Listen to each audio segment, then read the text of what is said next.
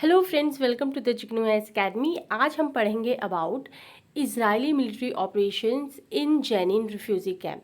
इस बारे में एक न्यूज़ है, ये क्यों न्यूज़ में है और इसके जो अलग अलग प्लेसेस हैं उनकी क्या इम्पोर्टेंस है, और आज हम सब कुछ जानेंगे इस वीडियो में, तो अंत तक बने रहिएगा। तो चलिए स्टार्ट करते हैं। पहली बात देखते हैं कि ये न्यूज़ में क्यों है। रिसेंटली क्या हुआ था कि इज़राइल ने एक मिलिट्री ऑपरेशन लॉन्च किया था जेनिन रिफ्यूज़ी कैंप में, जो कि वेस्ट बैंक में ऑक्युपाइड है, और कुछ वाइड स्केल ऑपरेशंस यहाँ पे रिसेंबल किए गए जो कैरी किए गए थे during the second Palestinian uprising, जो कि 2000 से लेकर 2005 तक हुई थी। ठीक है, ये ऑपरेशन का एम था कि जो कुछ वेपन्स हैं उसको डिस्ट्रॉय किया जाए और कुछ जो स्पेसिफिक मिलिटेंट ग्रुप हैं उनको टारगेट किया जाए। इसमें कम से कम 2000 सोल्जर जो थे वो अराउंड इन्वॉल्व थे, और कुछ जो मिलिट्री ड्रोन्स जो स्ट्राइक के लिए यहाँ पे यूटिलाइज किया गया था।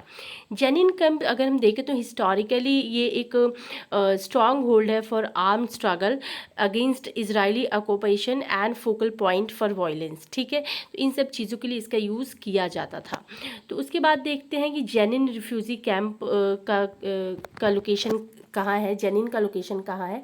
इस मैप में आप यहाँ पे देख सकते हैं, वेस्ट बैंक के साइड में ये जेनिन है, इसका लोकेशन।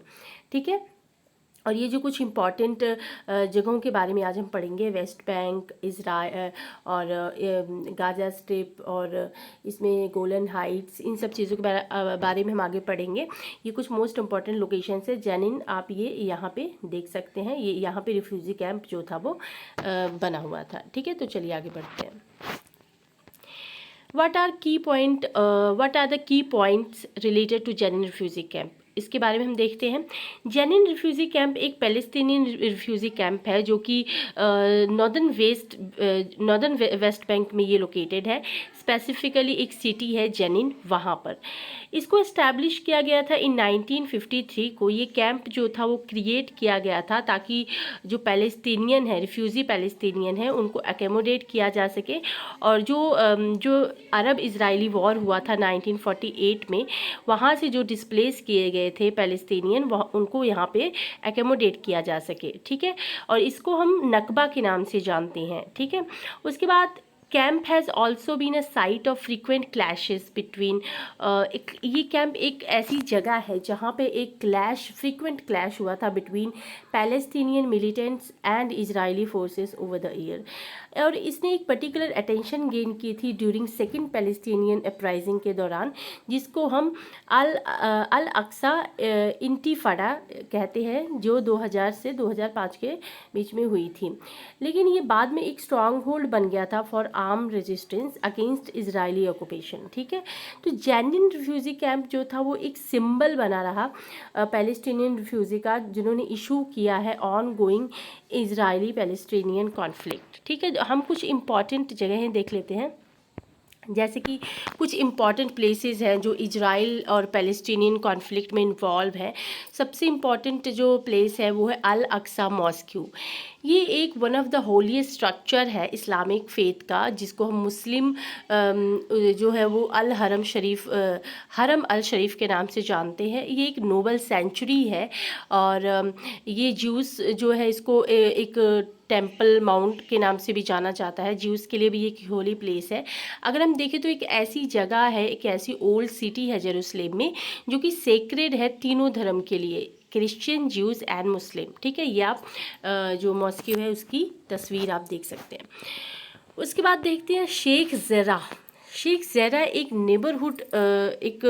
नेबरहुड है जो कि नॉर्थ जो है ओल्ड सिटी ईस्ट जेरूसलेम में लोकेटेड है, और हंड्रेड्स ऑफ थाउजेंड जो पैलेस्टीनियन है यहाँ पे रह रहे थे, forced out of their homes when the state of Israel was created in historical Palestine in 1948।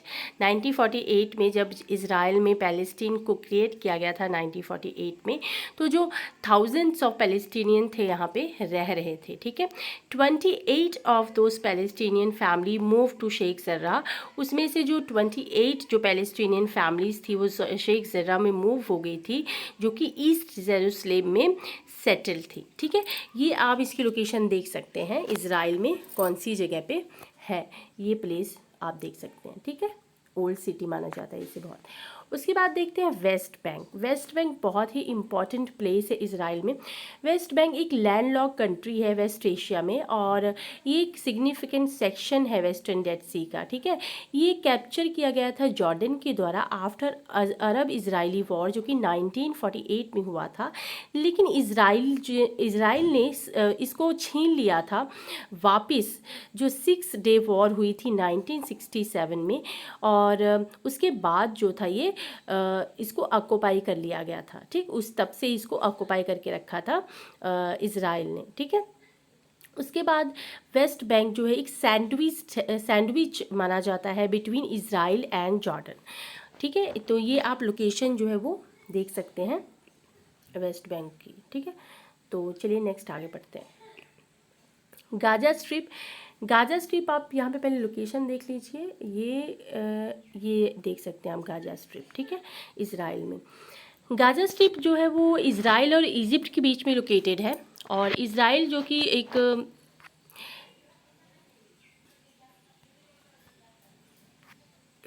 Israel जो है ऑक्युपाइड किया गया था आफ्टर 1967, लेकिन इसको त्याग दिया था, इस पर कंट्रोल जो था वो गाजा सिटी का। लेकिन डे बाय डे जो एडमिनिस्ट्रेशन था वो बहुत ही ज़्यादा इस टेरिटरी में होने लगा था ऑस्लो पीस प्रोसेस के दौरान। ठीक है, इन 2005 में इज़राइल ने यूनिलैटरली जो ज्यूइश सेटलमेंट थी वो रिमूव कर ली थी फ्रॉम द टेरिटरी। लेकिन कुछ चीज़ें जो इंटरनेशनली एक्सेस का जो कंट्रोल था वो कॉन्टिन्यू रहा था। तो आपने ये लोकेशन देख ली थी। तो उसके बाद हम देखते हैं गोलन हाइट। गोलन हाइट की लोकेशन आप देख सकते हैं, ये रही गोलन हाइट की लोकेशन। ठीक है, तो गोलन हाइट जो है एक स्ट्रैटेजिक प्लेटू है कि इज़राइल ने कैप्चर की थी from Syria in the 1967 war. Israel ने इफेक्टिवली इसको अनेक्स किया था इस टेरिटरी को इन 1981 में। इन 2017 यानी कि 2017 में यूएसए ने ऑफिशियली रिकॉग्नाइज किया था कि जेरूसलेम और गोलन हाइट जो है वो इज़राइल के पार्ट्स हैं। ठीक है, तो इस तरह से यूएसए ने ऑफिशियली रिकॉग्नाइज कर दिया था कि जो जेरूसलेम है और गोलन हाइट्स है ये इज़राइल के पार्ट है। राइट, तो उसके बाद ये वीडियो यहीं पे अंत होती है। आई होप कि इस जो इज़राइल का जो पूरा मसला था वो आपको समझ आ गया होगा। अगर फिर भी कोई प्रॉब्लम है, कोई चीज़ है जो डाउट है जो आपको नहीं समझ आई, तो आप कमेंट बॉक्स में बताएं। तो आज के लिए इतना ही। अगर वीडियो पसंद आई हो तो लाइक शेयर एंड सब्सक्राइब करें। Thank you so much, thanks for watching.